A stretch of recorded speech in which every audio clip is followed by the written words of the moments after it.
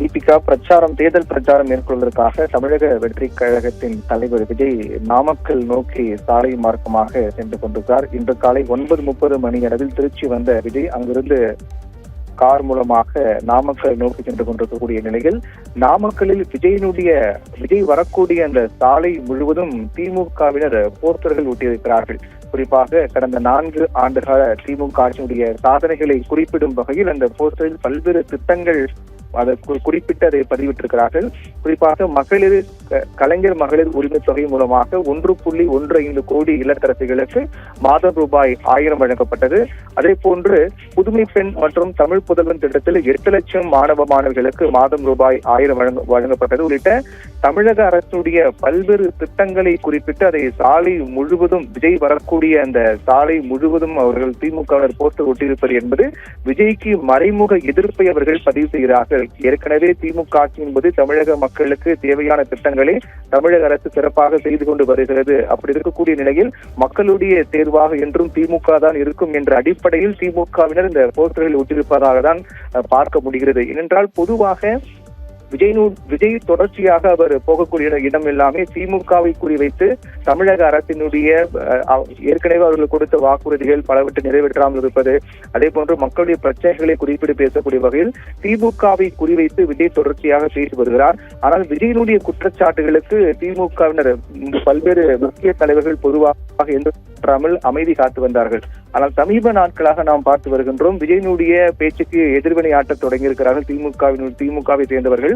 அந்த அடிப்படையில் பார்க்கும்போது விஜய் இதுவரை 4 மாவட்டங்களுக்கு சென்று தேர்தல் பிரச்சாரம் மேற்கொண்டிருக்கக்கூடிய நிலையில் தற்போது நாமக்கல்லை நோக்கி விஜய் வந்து கொண்டிருக்கிறார். விஜய் வரக்கூடிய அந்த சாலை முழுவதும் திமுகவினர் போஸ்டர் ஒட்டியிருக்கிறார்கள். அதில் தமிழக அரசின் கடந்த 4 ஆண்டுகால திமுக ஆட்சியின் பல்வேறு சாதனைகள், விவசாயிகளுக்காக கொண்டு வரப்பட்ட திட்டங்கள் என்ன, மகளிருக்காக கொண்டு வரப்பட்ட திட்டங்கள் என்ன, கல்லூரி படிப்பை படிக்கக்கூடிய மாணவிகளுக்காக கொண்டு வரப்பட்ட திட்டங்கள், காலை உணவு திட்டங்கள், இல்லத்தரசிகளுக்காக கொண்டு வரப்பட்ட திட்டங்கள், விடியல் பயணம் உள்ளிட்ட தமிழக அரசினுடைய பல்வேறு திட்டங்களை குறிப்பிட்டு சாலை முழுவதும் விஜய் வரக்கூடிய அந்த சாலை முழுவதும் போஸ்டர்கள் ஒட்டியிருப்பது என்பது விஜய்க்கு மறைமுகமாக அவர்கள் எதிர்ப்பை பதிவு செய்வதையே இது காண்பிக்கின்றது. தமிழக அரசு ஏற்கனவே சிறப்பாக செயல்பட்டுக் கொண்டிருக்கூடிய சூழ்நிலையில் விஜயனுடைய குற்றச்சாட்டு என்பது அது அரசியலுக்கான குற்றச்சாட்டு மட்டுமே தவிர அது ஆதாரப்பூர்வமான குற்றச்சாட்டு இல்லை என்ற அடிப்படையில் தான் திமுகவினர் வழிநெடுகிலும் போஸ்டர் ஒட்டியிருக்கிறார்கள். இது மிகுந்த முக்கியத்துவம் வாய்ந்த ஒன்றாக தான் பார்க்கப்படுகிறது. ஏற்கனவே தமிழக துணை முதலமைச்சர் உதயநிதி ஸ்டாலின் சென்னை வேப்பூரில் நடைபெற்ற ஒரு நிகழ்ச்சியில் பேசும்போது, நான் சனிக்கிழமை மட்டும் வெளியில் வருபவன் அல்ல, அனைத்து நாட்களிலும் வாரத்தில் 4-5 நாட்கள் தொடர்ச்சியாக நான் மக்களை சந்திக்கிறேன், பல்வேறு மாவட்டங்களுக்கு செல்கின்றேன், நலத்திட்ட உதவிகளை தொடங்கி வைக்கின்றேன், மக்களை சந்தித்து குறைகளை கேட்கின்றேன், அதை நிவர்த்தி செய்கின்றேன் என வாரத்தில் 4-5 நாட்கள் நான் வெளியில் தான் மக்களை சந்தித்துக் கொண்டுதான் இருக்கின்றேன். நான் சனிக்கிழமை மட்டும் வெளியில் செல்பவன் அல்ல என்று குறிப்பிட்டும், ஞாயிற்றுக்கிழமை கூட நான் வெளியில் செல்வேன், மக்களை சந்திப்பேன் என்றும், கிழமையை பார்க்க மாட்டேன், மக்களை சந்திப்பதற்கும் மக்களிடம் பேசுவதற்கும் கிழமைகளை பார்க்க மாட்டேன் என்றெல்லாம் உதயநிதி ஸ்டாலின் குறிப்பிட்டு பேசியிருந்தார்.